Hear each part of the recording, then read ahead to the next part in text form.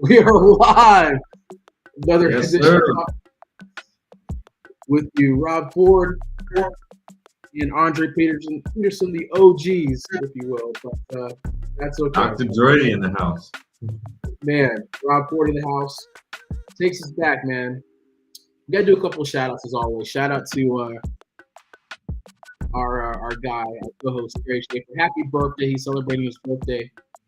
During the text, he's like, "Yeah, I'll be on." We're like, "Oh, are you really going to be on? Are you sure your wife didn't have something?" Happy birthday, Gary. Enjoy your day.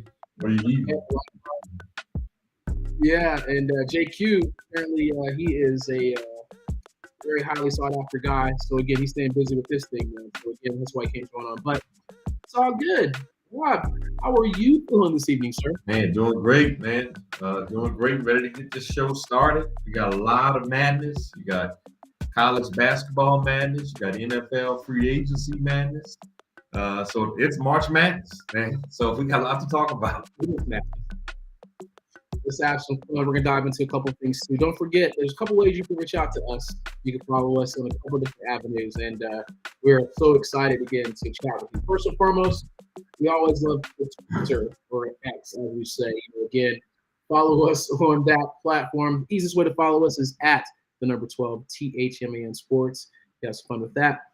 We also have our YouTube channel, which is great, which is another 12th Man Sports. I'll actually put the tag on that, which is a great one to follow us from your perspective. And then if you want to follow us, on our main Facebook page, that one is the same as always, where we post a lot of mock drafts. That's Rob. He's doing his thing, updates, all that fun jazz. Great videos, which is Talking Sports with the 12th Man, which is facebook.com. Or if you put in Talking Sports with the 12th Man, you will find us in that arena as well. So got a lot of ways. And again, we are really excited to bring the show because, as Rob said, there's a lot of madness going on, and we got to get to it, Rob. Yep, so that's it. we're gonna do some NFL because we always talk about how NFL is king, and we have a lot of quarterback things happening, and there's some older quarterbacks, some younger quarterbacks got signed, and we're gonna jump into that. So right off the bat, let's talk about Aaron Rodgers and Russell Wilson. Russell Wilson. To my happiness, he left Cleveland without a contract. So that's good for us, as if you're a Falcon fan. And apparently, Aaron Rodgers is kind of on the fence, kind of looking at some options with the Steelers and the Giants, Rob. Yeah. But there's an outside opportunity with the Vikings. The Vikings, I think, have the best talent. And obviously, if you like coaching, Kevin O'Connell is apparently the quarterback whisperer. But what say you, Rob? What do you think about some kind of dominoes falling with the quarterback play? And we know that Aaron Rodgers is not coming back to New York because not only that, they signed Justin Fields, so a lot of dominoes are falling with that as well. Yeah, I think you hit on a few key factors already there. When you look at the teams right now that's still in the quarterback market, you talked about the Cleveland Browns, the New York Giants, the Pittsburgh Steelers. I think the Tennessee Titans are looking at the draft to address their quarterback situation. So I don't think they're going to go with one of these veteran quarterbacks. I still have them taking Cam Ward number 1 overall. So when you look at it, it's the Cleveland Browns, the New York Giants, and the Pittsburgh Steelers with the Minnesota Vikings with an outside chance, right?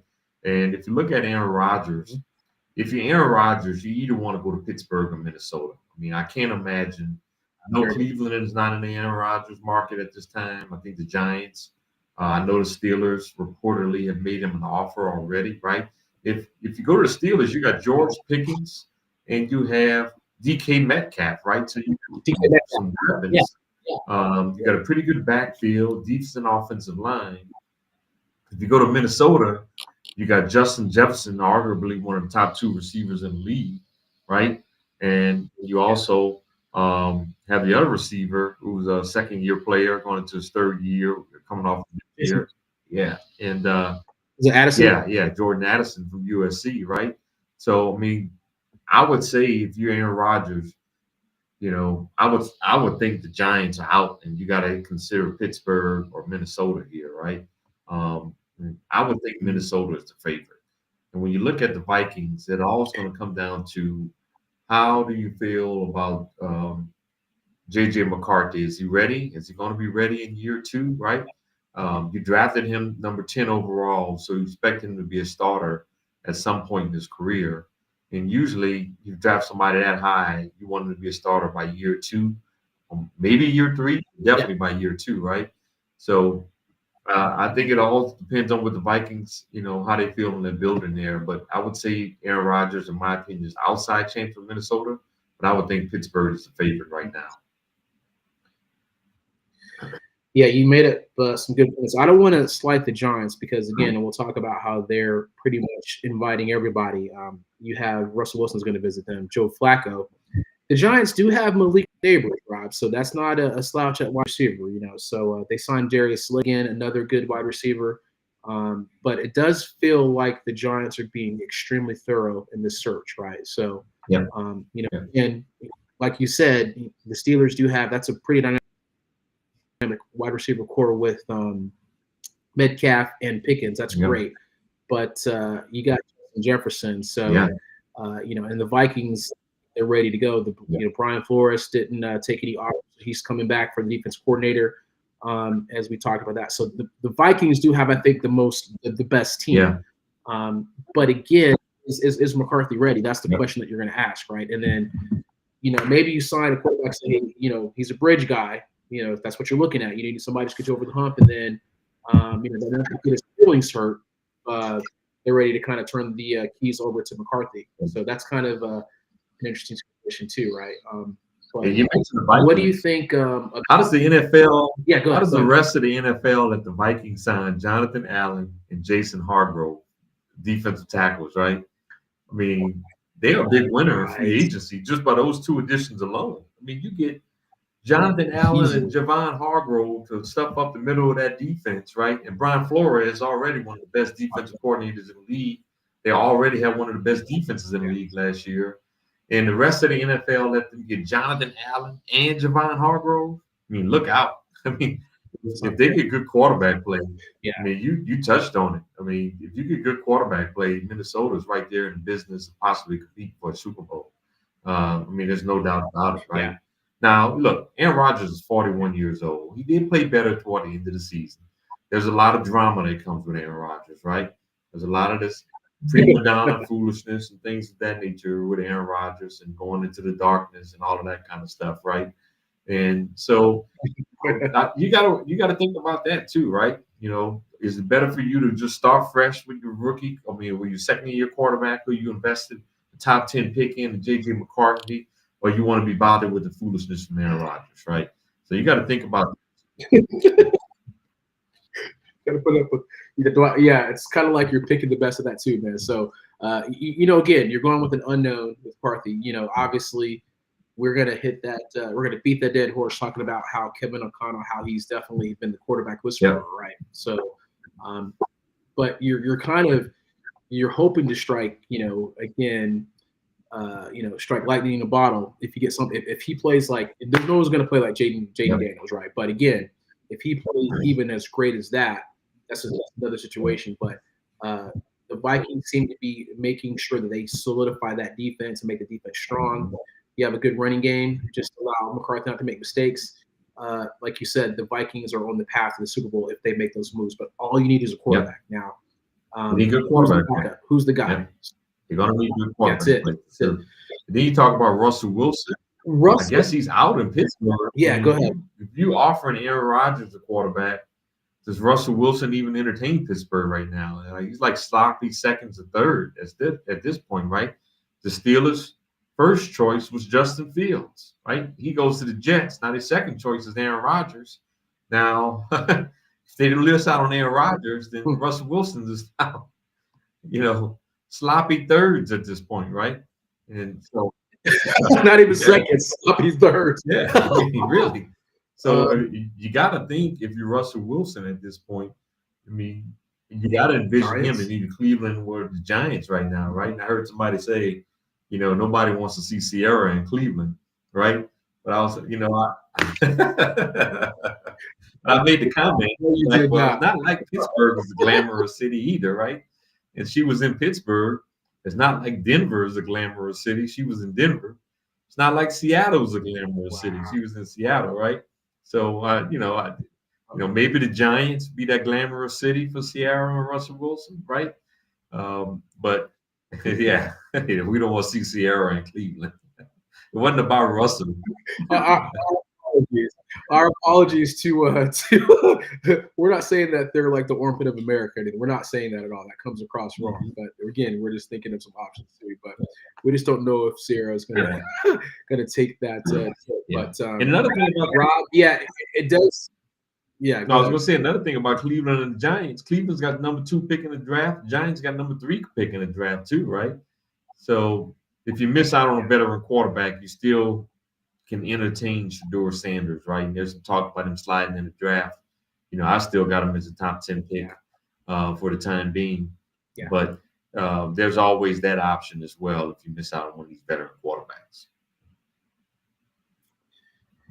Yeah, again, if you are a Falcon fan, you got to figure out what's happening with that too, because I'm over here, clapping because Cleveland, maybe they still are holding out hope for Kirk Cousins, and that's the outside looking in. Even though apparently, and I'm jumping ahead to one of the topics, it does appear, I don't know what the Falcons are just saying this, that they're planning on keeping Kirk Cousins as a backup because they're obviously already paying him, but they would prefer to make something happen and get at least a draft pick or something for him, and they'll probably say, "Hey, we'll pay some salary. Just give us a draft pick here. Again, let's make things work, if you will." Well, number one, but they're like, "Hey, we'll keep." Yeah, I agree with you. I think Atlanta is saying that because they want to see if they can get a trade offer for him, right? They don't want to just outright cut him and not get anything for him, right? So they're hoping that they can get a trade partner for him. Now, here's the next thing. In order to make the trade work, Kirk's got to renegotiate his contract, right? I don't think any team is going to trade for Kirk with that current contract. So I think that's why, absolutely, teams. I think Kirk will be a last resort for someone, in my opinion. I think Russell's going to have to be off the market. I think Aaron Rodgers is going to have to be off the market, and I think Kirk could possibly be a last resort for a team, right? Does he go back to Minnesota? Right? Does Minnesota entertain him for a year or so, right? He played with Kevin O'Connell, right? Does he go back to Minnesota, maybe mentor JJ?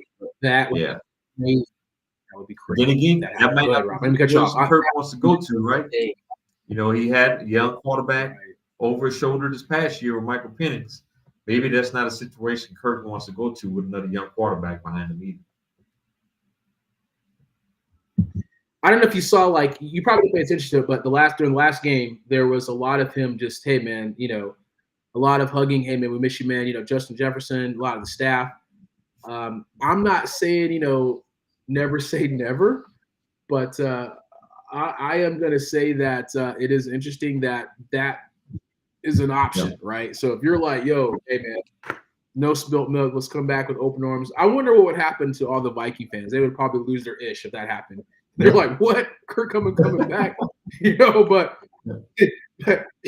never know. The defense is better. Defense is better.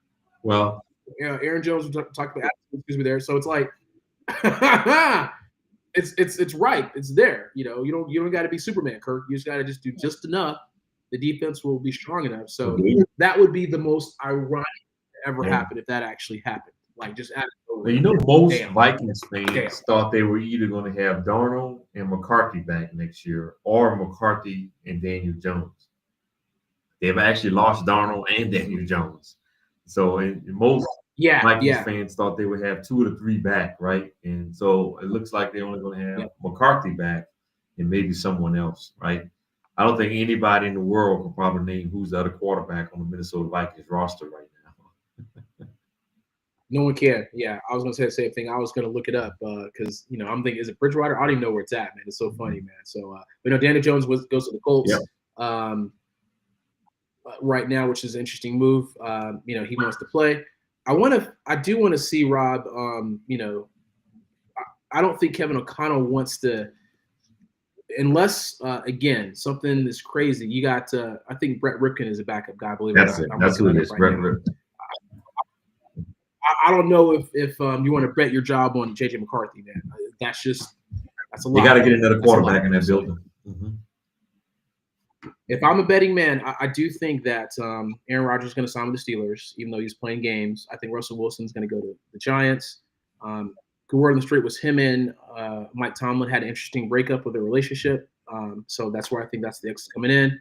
And then, like you said, the other domino to fall is going to be what's happening with Kirk. If Kirk goes to, I had Kirk going to the Browns, but we'll see on the Vikings. That is a nice little curveball that you actually added, man. Yeah. So we'll see if the Cleveland is out because I don't know who their quarterback is going to be.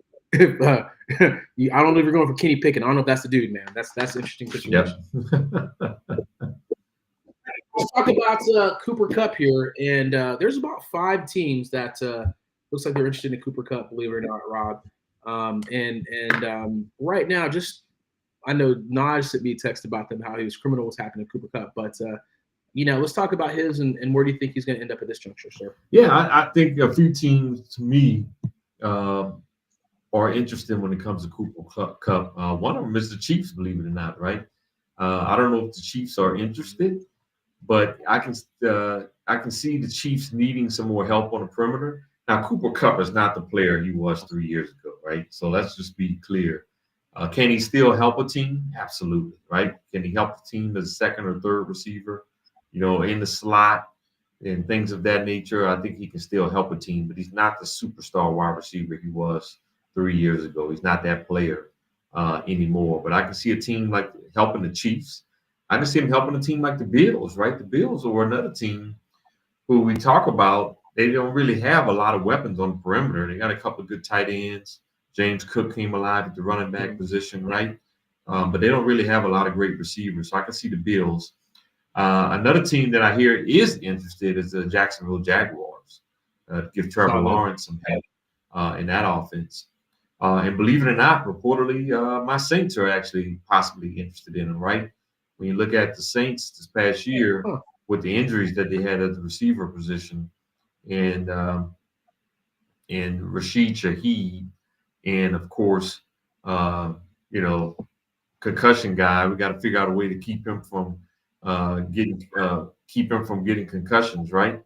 So, I mean, the Saints need some depth at the wide receiver position for sure. So, getting the Cooper Kupp, and like I said, you're not getting the number 1 receiver, but he could possibly come into your offense and be a number 3 receiver behind Olave and Rashid Shaheed. But the Saints had some injuries at the wide receiver position that really hurt them last year. Yeah, those are. I actually had them down. I actually had there's some interest in the Patriots. Believe it or not, Patriots are doing some really good moves in free agency to give another weapon to Drake May. Yeah. The Raiders, I had them down as an interesting situation too. We'll say on the West Coast, you're getting Geno Smith and Pete Carroll. He kind of likes those type of receivers, those smart, tough players. And if he does go to the Raiders, it's going to remind you back in the day with Al Davis, right, where he's getting these reclamation projects, right? So I had that and down as a possible situation. They also said the Broncos were interested as well. Yep. And again, if you kind of see a sort of trend here as far as some coaches that appreciate, kind of a veteran leader in the locker room right now too. So Kupp, he's definitely not the same player as you talked about, Rob, but he can get open. So. You have a situation where those are the teams that I think that are going to help. Obviously, like the Jaguars, because Brian Thomas Jr. has been playing amazing. So you have another wide receiver to take some pressure off of him. That'll look good if you're Trevor Lawrence. So I think they're missing what they had, believe it or not, with Calvin Ridley. So we'll see as far as that perspective. Yep, absolutely.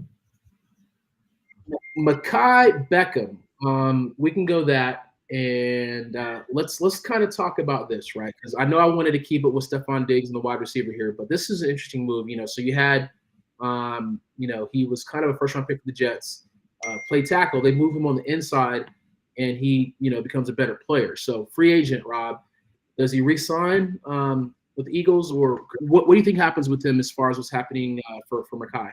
Looks like he's not going back to Philadelphia. Right, and it looks like Philly's going to go a different direction, or maybe go younger, or get somebody in the draft. And I was surprised the Cincinnati Bengals are not going after him, right? But the Bengals are actually going from the free agent guard from the Bears, Tavon. But I was surprised that I thought he would be a really good fit to go to a team like the Bengals, who need some help in that interior offensive line, particularly at the guard position, right? But It looks like the Bengals are not interested Chiefs in Mackay so far, right? So I can see a team like the Colts. I can see a team like the Chiefs maybe getting in need play him. with. The Chiefs need him. Hmm? They Yeah, need him. yeah, Go yeah. ahead. I'm sorry. I said the Yeah, Chiefs they need traded him the Joe most. But Tooney, yeah, go right? ahead. They traded Joe Tooney, so you got to replace that guard, right? And so I can see the Chiefs. I can see the Colts as being a team. I can see a team like the Raiders possibly going after him as well. But yeah, I don't know if there's one team in particular that's a favorite one way or the other. But he's definitely going to have some interest in the market. And I think he's one of the best free agents that's available right now for a team. I'm a little surprised he even lasted this long, right? Well, I think he's definitely going to be in play for quite a few teams here. I would expect him to get signed here in the next few days, in my opinion. Yeah, I agree. Clearly talented guy, and it seems like it's a money thing, like we talked about with the Eagles. So it's a little surprising, but if you are the Chiefs, you thought that would probably the Chiefs or the Bengals were the ones that you thought would probably be a great landing spot for him. So I'm a little surprised, like you, that he's on the market. Maybe it's a situation with kind of waiting to see where that first deal happens on the agent side. But I don't think it's going to be longer. Yeah. Let's talk about another wide receiver here. Let's talk about Stephon Diggs. Again, obviously, a couple different spots that we're thinking about him. 31 years old. It sucks that he had that torn ACL, but he's back on the market. And there's a couple of landing spots that I think that are opened up. And Gary's not on the line, but we know that the Cowboys are trying to find a partner for CeeDee Lamb to take some attention off of him. They restructured the deal for Prescott, if you will. So I saw that was an option, if you will. The Patriots, again, we keep talking about them after trading away for they tried to get to the DK Metcalf situation, but that didn't work. I also had the Chargers because Lad McConkey can only do so much, but and then obviously the Jacksonville Jags. So those are the teams that I had as far as, and then the Raiders again. So I keep going to like teams that need a receiver because after the Raiders losing Devontae Adams. But what do you think, or what are you hearing as far as some options for Diggs? No, I think you named some really good options there, and the one I would certainly agree with you on too is the Cowboys, right? I would think if his price continues to come down, I think you're going to see the Cowboys come and play with Stephon Diggs. Now, the concern, he's coming off a major injury, right? And that's why I think it's kind of a little bit of a slow process for Stephon right now. But I think the Cowboys, and I think even the return to Houston is still in play here, right? CJ Stroud, you can see his play diminished tremendously, after Stephon Diggs went out for the season, right? And they're going to need to get him back up to par to where he was on his rookie season. So I can see Diggs being in play for the Texans, and I can definitely see him being in play for the Dallas Cowboys. And that one team you talked about too, the Chargers, right? I mean, Lad McConkey was their only receiver catching anything last year. Quentin Johnson, I'm not going to call him a bust as a first-round pick, but he's certainly not living up to a first-round pick. I mean, is he giving him little production? Yes. But he's definitely not giving him the kind of production you expect out of a first-round pick, right? So they got to get Lad McConkey and Justin Herbert some more help there at the wide receiver position as well. Yep. Now, I like it. Even before the injury, J.K. you can see that Stephon Diggs' injury. I mean, even before his injury, his play was starting to slowly diminish, right? You talked about him. He's 31 years old. Can he still help a team? Yes. But is he going to be that elite receiver that he once was? I don't see that. I don't think Stevie Wonder sees that either. But I don't think anyone sees him as an elite receiver anymore in this business. I love it. Let's talk about J.K. Dobbins, right? Same kind of situation where extremely talented back, but just had a ton of injuries, right? And I'm thinking of a good spot. And Javonte Williams signed with the Cowboys. And is Denver a good spot? I thought about that. They needed him to have a strong running back in free agency.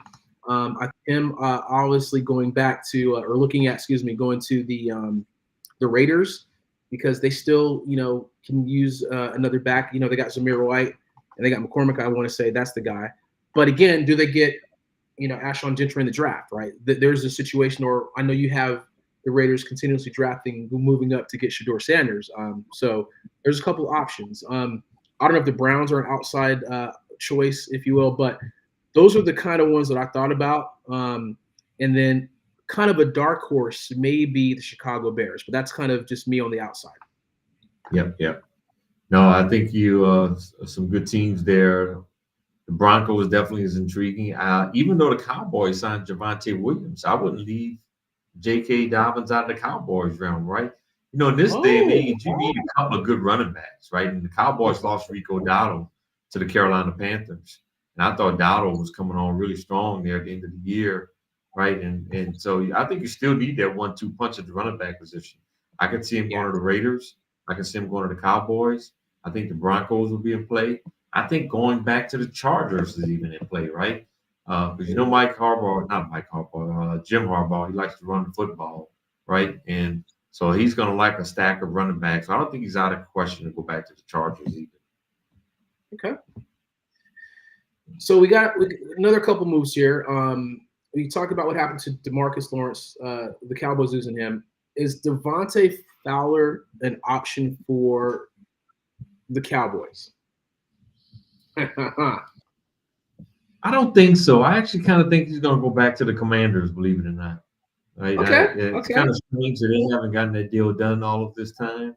Well, I actually think he's going to go back to the Commanders. I'll be shocked if he I definitely will be shocked if he goes to the Cowboys.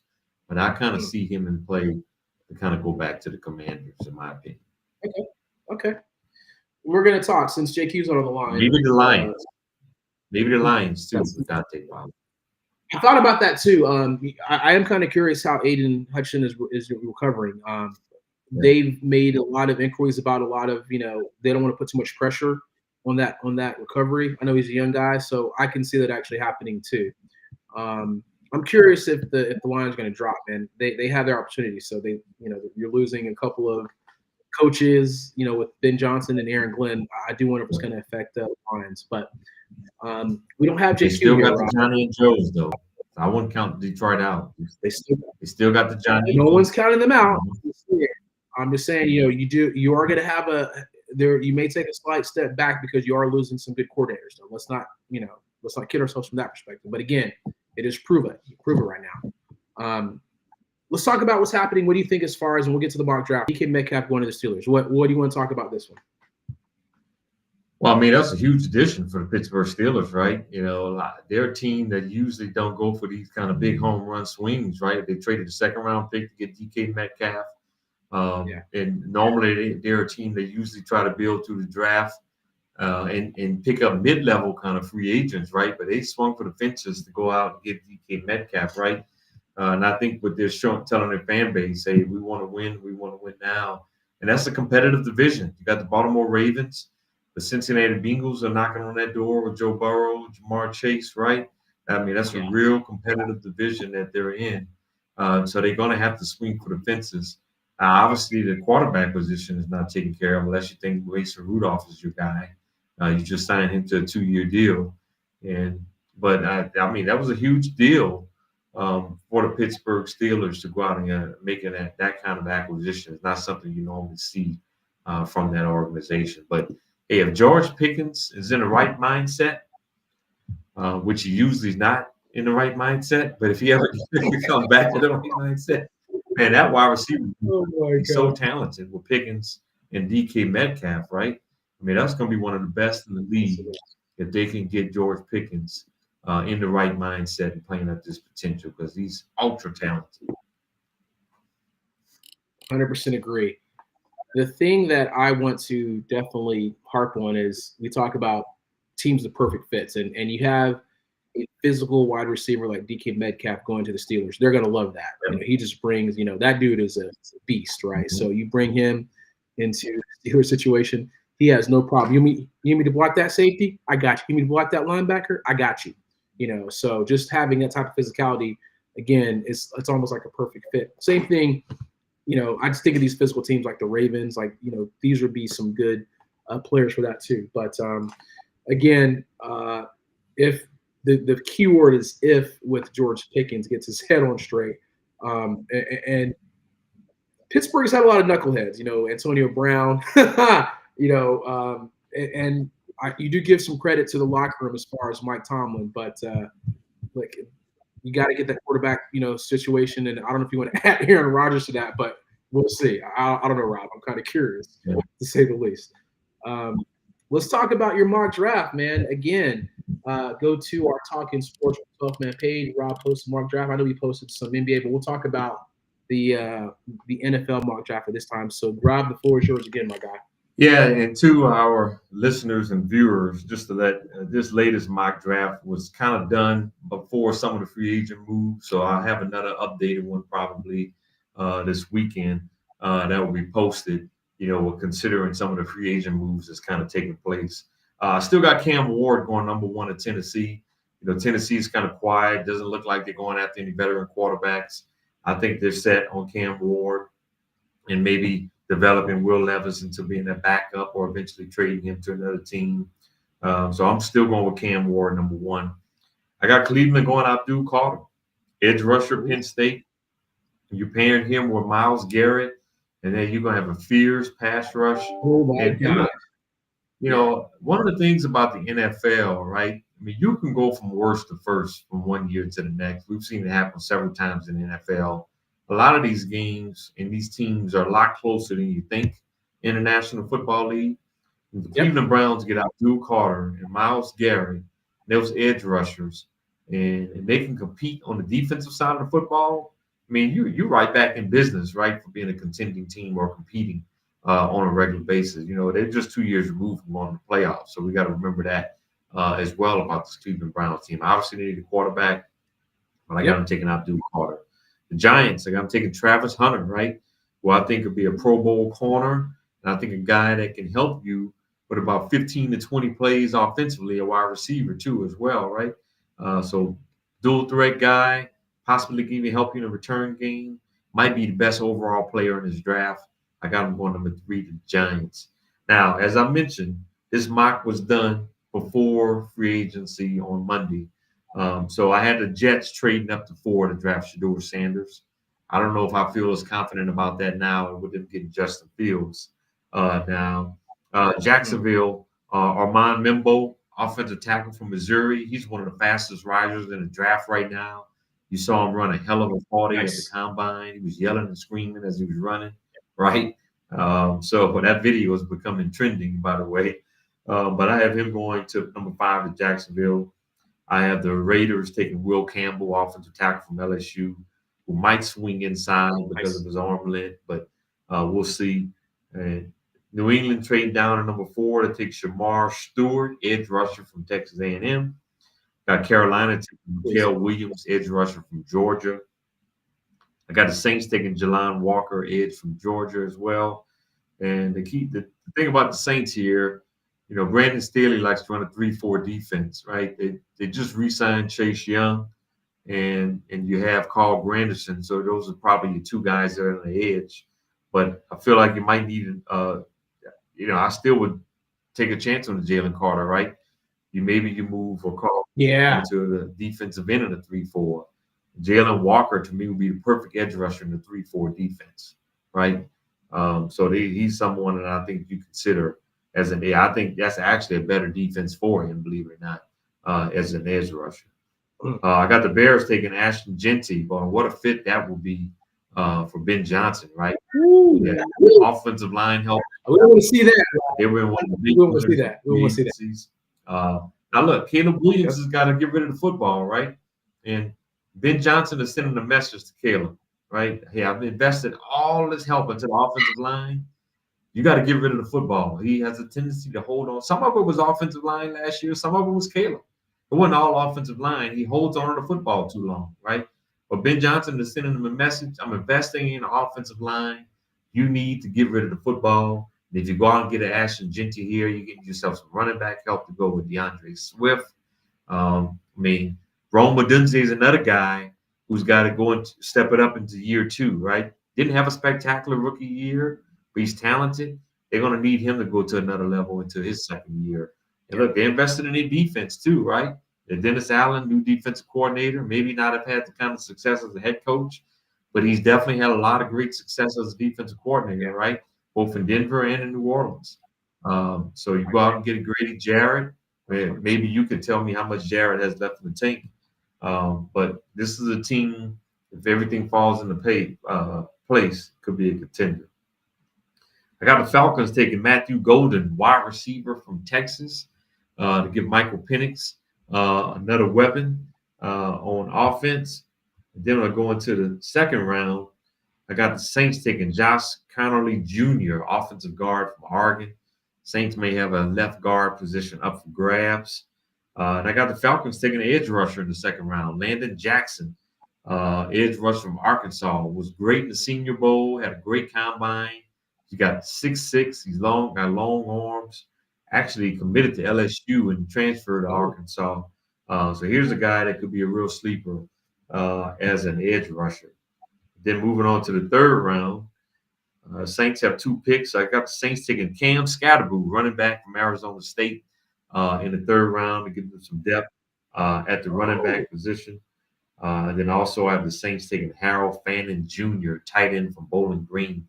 Great tight end. Probably one of the best tight end prospects in the draft. Yeah, great.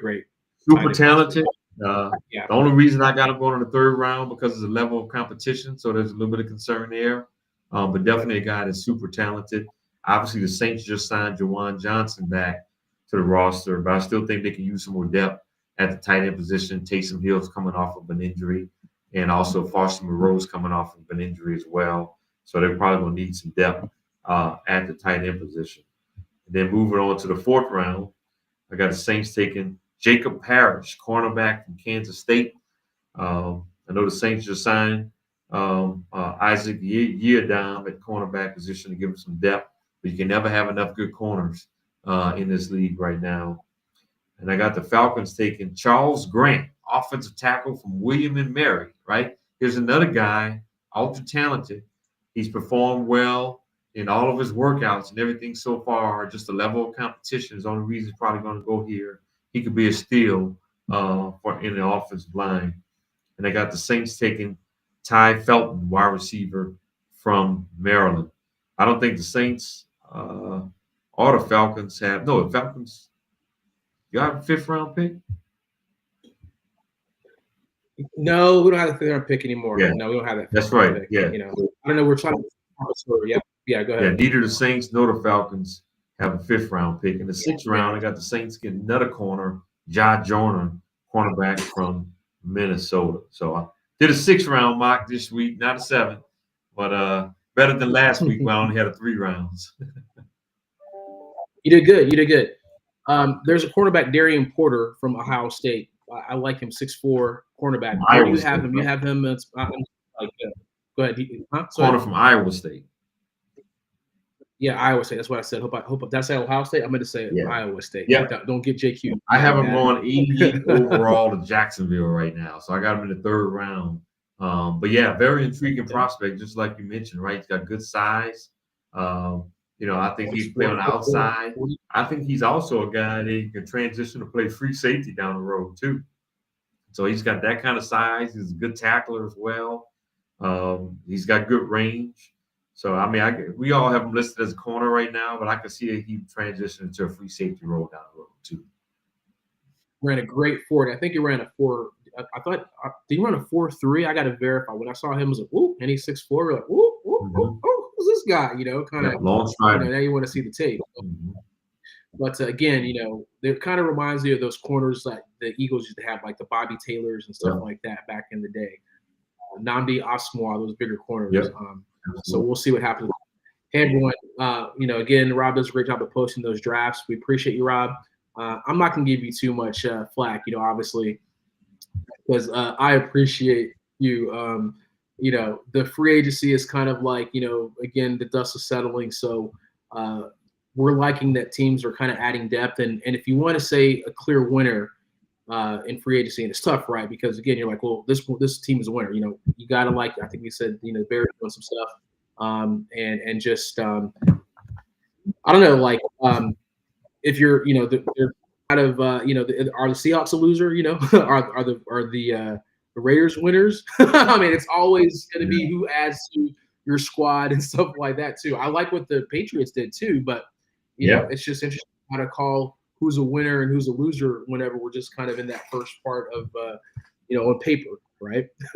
Yeah. Well, I think we talked about it. I think we both agree the Bears. I agree with you on the Patriots. I think one of the teams we're not talking about, I like what they did was Denver, getting Dre Greenlaw and Talanoa Hufanga from the 49ers too, right? Giving them some help in at the safety position. We talked about the Vikings, those two big defensive tackles.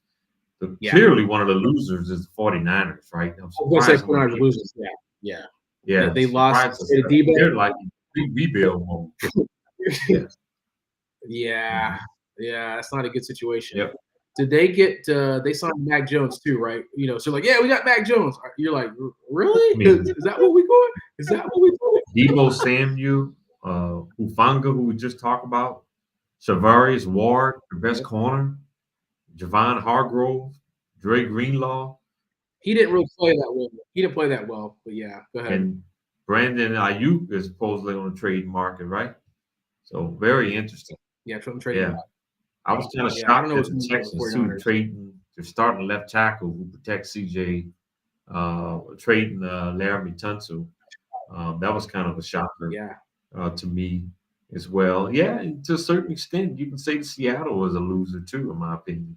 I mean, yeah, you got Sam Darnold, but you lose DK Metcalf. You release Tyler Lockett. Yep. I mean, I think Jackson Smith and Jigma has a chance to be a Pro Bowler, right? So now they're going to feature him in that offense, I guess, even more. They went out and got Marquez Valdez-Scantling, who actually played well when the Saints signed him at the end of the year, surprisingly. Yeah, but he's not DK Metcalf. That doesn't move the needle. I'm going to really quickly take it back to the Browns. The Browns, you just have Jerry Jeudy as your wide receiver. I don't really know who they have to throw the ball to them, right? We talked about them. So you're going to stack up on defense, but I don't really know if you have enough weapons. So that's my concern if you're the Browns. Again, I'm not trying to – yeah. Do they want to go back that route? I'm being facetious. It's kind of like who's – yeah, I know you are, man. That's funny. Hey, we're gonna wrap this up pretty quickly. We're gonna probably go a little after here, but let's kind of definitely talk about the NCAA that's happening. Cooper Flagg had the injury. Georgia Tech couldn't overcome. We're gonna have a better team next year. That's one other conversation. But is Auburn the favorite? And I'm gonna emphatically say yes. Auburn got a team of they feel like 25, 26-year-old players. I don't know, but I think Auburn is definitely the favorite, my guy. Especially, Cooper may take it easy. Like, yeah, I'm going I'm going to be the number one pick. I ain't got to work that hard. But it's an opportunity for Auburn, I think, to definitely to make some strides, man. Yeah, I tell you what, I'm not convinced. At one point, I was convinced with Auburn, but I'm not sure if I am anymore. I mean, he lost the last two regular season games, Texas A&M and Alabama. Right now, I know the SEC is loaded. I mean, this is a historic year for college basketball in the SEC. They got like 10 teams that's ranked. I mean, somebody every night you're playing against a ranked opponent in the SEC. So, and look, Jonah Broome, I really like him.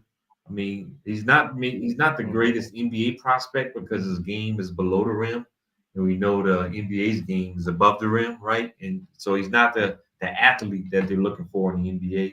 So I think he'll be a role player in the NBA, but he's definitely a really good college player, right? And they got a good mix. They got some good talent coming off the bench. I'm just not sure if I'm sold on them yet.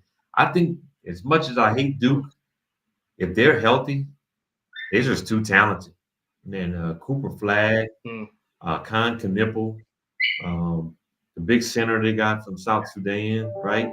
I mean, they got some NBA prospects on their team. They're young, though, and that's the thing that scares you about Duke. But they're just talented. Man, they just got NBA prospects all over their roster, right? Isaiah Evans.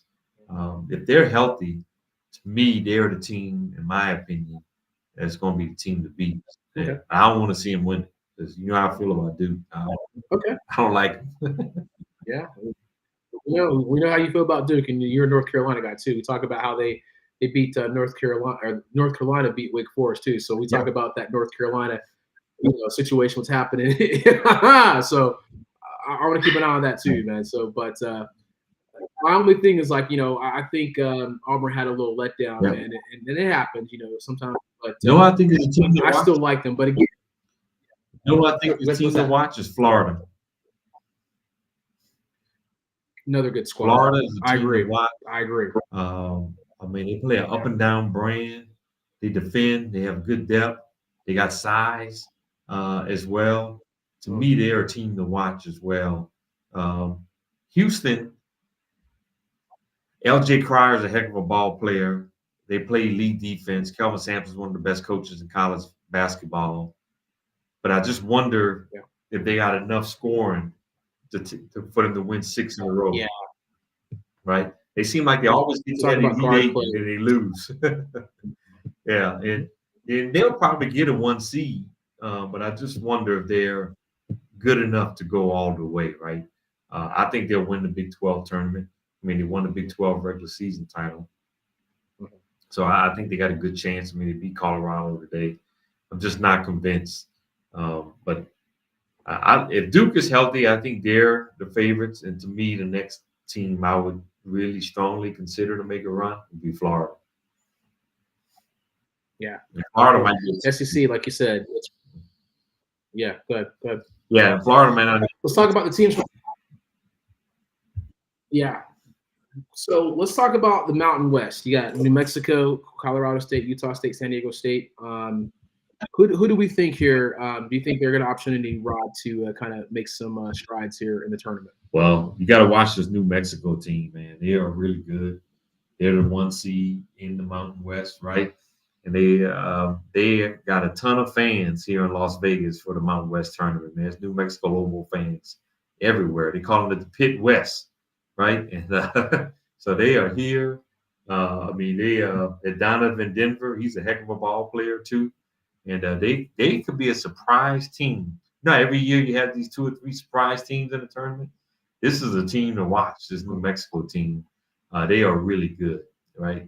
I mean, in Mountain West is probably going to get 4 teams in the tournament, right? So they're probably going to get New Mexico, Colorado State, Utah State, and San Diego State. I think are all in the tournament for sure. So it's a pretty solid basketball conference. We saw San Diego State make it to the Final Four a few years back, right? So they are a legitimate basketball program. Yeah, we got to like what's happening with that. And I think you talked about it, Colorado State is going to make some strides. And I think there was you had Nick Clifford was like, I think he was like the defensive player or like of the West, something like that, something crazy. So you talk about the All West. Yeah, so you talk about, he's averaging like 18 points, 9 rebounds, 4 assists, leading the Rams. So we're like, man, this is 12 doubles, man, had 36 points. I remember watching him, so I thought he was like, I think his dad was like a Neek fan, like a Dominique fan. I was like, what? So I kind of started watching him, and I was like, let's go. So that was my thing as far as seeing how he's playing. But and somehow I'm gonna date myself, man. You would love to see, and you're in Vegas, you love to see UNLV, right? You love to see kind of that resurgence. Somehow they can bring some nostalgia that running rep. And that's just kind of like a little side note, man. They may not end where tournament, but I'm like, man, UNLV, man, that would be a good little story if they can kind of get back to the glory days. Yeah. Nick Clifford, man, I got him as a top of the 2nd round pick right now. I got him number 38 to Sacramento in my latest mock draft. So yeah, he's definitely a player, and that's one of the reasons why I wanted to post these NBA mocks for March Madness is here. What players should these fans be looking out for? We talked about Florida, the big man, Alex Condon. I got him going at the top of the 2nd, too. He's a guy with a good showing in the tournament, maybe get to the 1st round here, too. And you talking about UNLV. There's a billboard here in Las Vegas that says, "Let's make UNLV basketball 1990 again." Here it is. Yep. I love it. Grandma Ma, You gotta watch Larry that Johnson, slogan. and Stacey Augmon, Stacey Augmon, Greg Greg Anthony. Anthony, Ooh. Anderson Hunt, Yeah. George Ackles in the middle. Anderson Hunt. Yeah, George Ackles. Oh my goodness. that was one of the best college basketball teams of all time. And, you know, unfortunately, they didn't repeat. Yeah, they got upset by Duke in the second year, and UNLV was undefeated. Bobby Hurley and Christian Laettner upset them in the Final Four. And they, you know, that's one of the beauties and one of the not so beauties about the NCAA tournament, right? You know, it's a one game scenario. You can get upset in one game, right? If it was a series, I mean, UNLV would definitely beat Duke in a series that year, in my opinion. But it's just in that one game magic, right? You know, you can be upset in that one game. Yeah. I mean, you play well because they were just tearing through the tournament, man. They were running teams out of the gym. And, Duke was able to kind of slow them down and get a couple different plays, man. So that was just great era of basketball that we remember, too. Jerry You had the one and Tarkanian done, biting you had on that teams. towel on the sideline. The shark had the towels and just it was just it was a good time just to say the least, man. I remember like UMass and the Minutemen and Arizona squads, and you just had some good basketball back in the days. Man. Yeah. So you know, that's one of the, college basketball has lost some of its luster a little bit because the guys are only in school for the elite players like Cooper Flagg right now. You know, he's, and I want him going because I want him out of Duke. But no, but that's one of the things about college basketball now. You know, when Zion was a freshman, college basketball was outstanding that one year because everybody wanted to watch Zion play, right? But he only stayed in college 1 year. But I was glad he was gone because I wanted him out of Duke. Right? Get the out of here. Yeah. But back in the day, you saw all these Grandma Ma, Larry Johnson play a couple of years. You saw Jordan stay for 3 years. I think I sent you guys a picture of Ralph Sampson against Hakeem in college. Those guys stayed 3 and 4 years in college, right? So the college game has lost some of its luster a little bit because the elite players, they're either not going or they only staying for 1 year, right? So it's hard for you to build like a strong following with the players right now, like we saw yesterday. I mean, I'm still a fan, but it has lost some of its luster for sure. Yeah, and again, you can make a name for yourself in the tournament for sure, which is like you said, it's you got the double, both ways because if you're going to play well, then you're going to obviously elevate your draft stock, but and you're hoping that this is where the NIL may work on certain situations. The NIL may work more for football than it does for basketball, and especially if you're Cooper Flagg, I mean, you got to go. It doesn't make any sense to stay this juncture. Same thing as Ace Bailey and Dylan Harper. Those guys, you have to go. But you would prefer to see again. You talked about the Ralph Sampsons. Wake Forest, you had Tim Duncan staying for 4 years. I mean, when does that ever happen, man? Just having great players just stay, develop, and then go to league they're already ready, So different conversation, 100%. Yeah, even the Rasheed Wallaces of the world, Jerry Stackhouses, the Vince Carters, the Antoine Jamesons, those guys at least all stayed 3 years. They may not have stayed 4 years, but they stayed 3, right? And and right now, I mean, you're not going to see a Cooper Flagg kind of level player or Ace Bailey like you just talked about, or Harper. You're not going to see those guys play more than 1 year of college basketball in this day and age. Yep, there it is. We're wrapping this thing up. So last thing, so there's 2 things and I'll let you kind of pick your thing. Pretty messed up. I was pretty shitty at this time. That Minnesota fired their coach overnight on the play. You want to kind of talk through that because that was a little. I saw that headline. I was like, oh my god, that's Ben Johnson, right? The coach of the Minnesota Gophers. Fired him overnight, and just I don't think that's a good look. Even if you're like somebody struggling, why would you do that? Which is crazy. Yeah, I don't think the timing was right for them to do it in that situation. Right? They probably could have definitely handled that a lot better.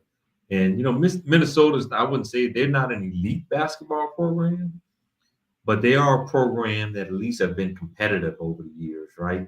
But they're not an elite program. I mean, I don't think even the elite programs would have pulled a stunt like that, right? I think there's give yourself a chance to get home, digest everything, have a meeting, handle it the right way. And they certainly did not handle that the right way, in my opinion. Yeah, definitely very unprofessional the way they handled that firing. Yep. Anything else you want to talk about, Rob? I know we've had a really, we're kind of bringing it back to the old school, the OGs, as they say. Me and Rob doing this back in the day. We're just having a good time too. So I know that they are, again, talk about St. John beats Butler in the Big East tournament. That's pretty good. So I think they're definitely a favorite right now. So what are your thoughts on St. John's? Yeah, I mean, St. John. I mean, I can tell you, I was in New York this past weekend, and New York City's fired up about St. John's basketball. I mean, probably even more so than they are about the Knicks right now. Kadari Richmond, big time player. I mean, they're playing a lot of their home games at Madison Square Garden, right? And they're filling them up. I mean, so New York City, we know how much New York City loves basketball, and they are going crazy over St. John's right now. So Rick Pitino has got that hype train going right now with St. John's. So most of these players came out of the transfer portal.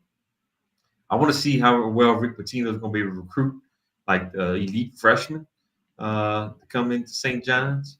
He should be able to get some players to come out of New York City and the New Jersey area, I would imagine, out of Connecticut, right? But one thing you got to give Rick Pitino credit for, he's been coaching in college basketball since the 80s, right? But he always utilizes the three-point shot almost as good as any coach in college basketball, right? When he took over Kentucky, you remember he had these bunch of nobodies on his team, John Pelfrey. I mean, these guys none of them were probably not even 4- or 5-star recruits. But he coached them to the point where, hey, we might not be the most talented, but the one thing we can do is outshoot teams, right?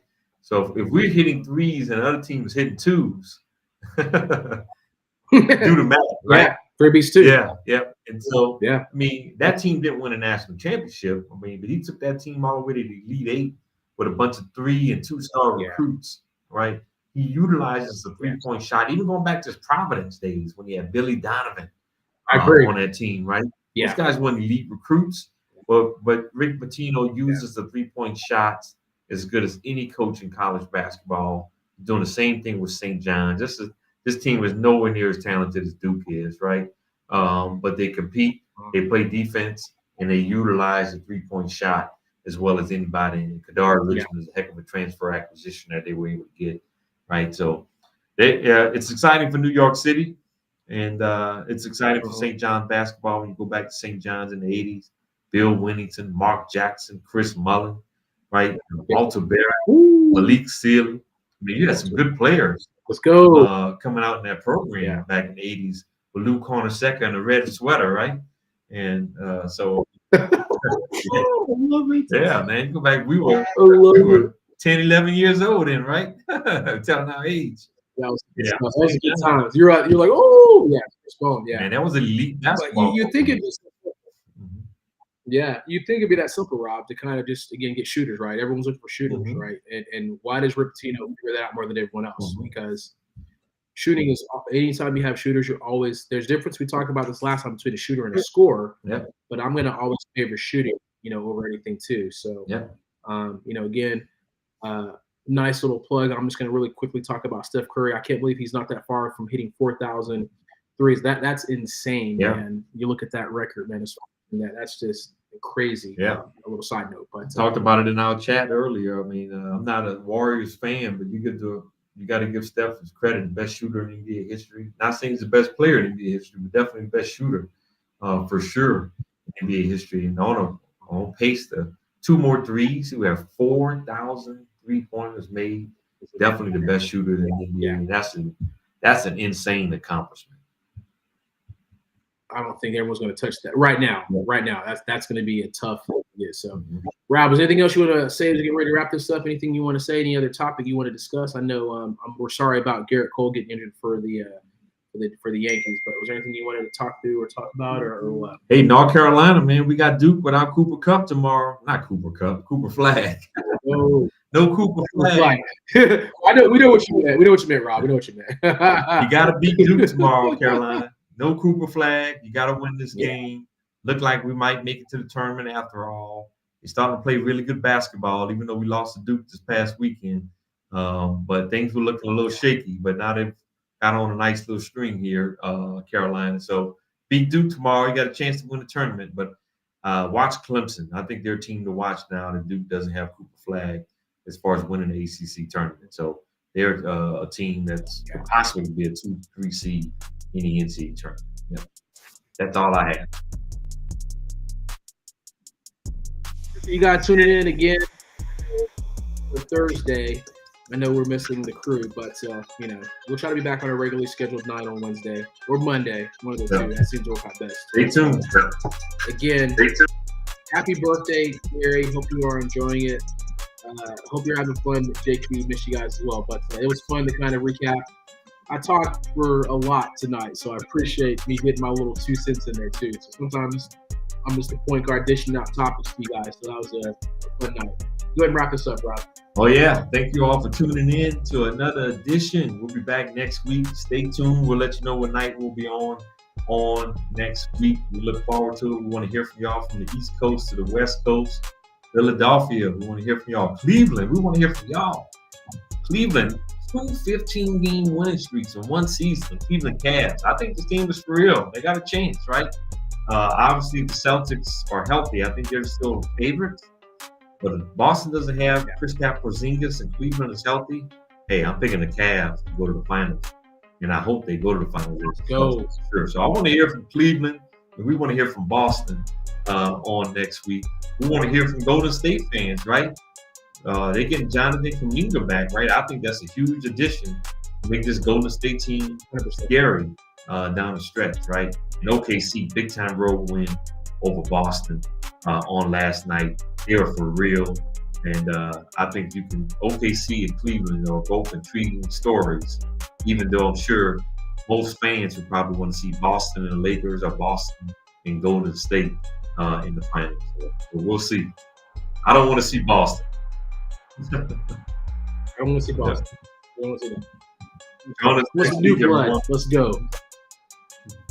Let's have a good time. Appreciate you guys again. I feel like JQ, go Chargers. But again, let's have some fun. Rob, it was a pleasure. Thank you for the topics. Check out the Facebook page. Check out all the amazing videos that Rob is posting. Eventually, I'll get there. It's crazy busy. But a lot of love. Enjoy. Have a great evening, guys. Good night, everyone. Be safe.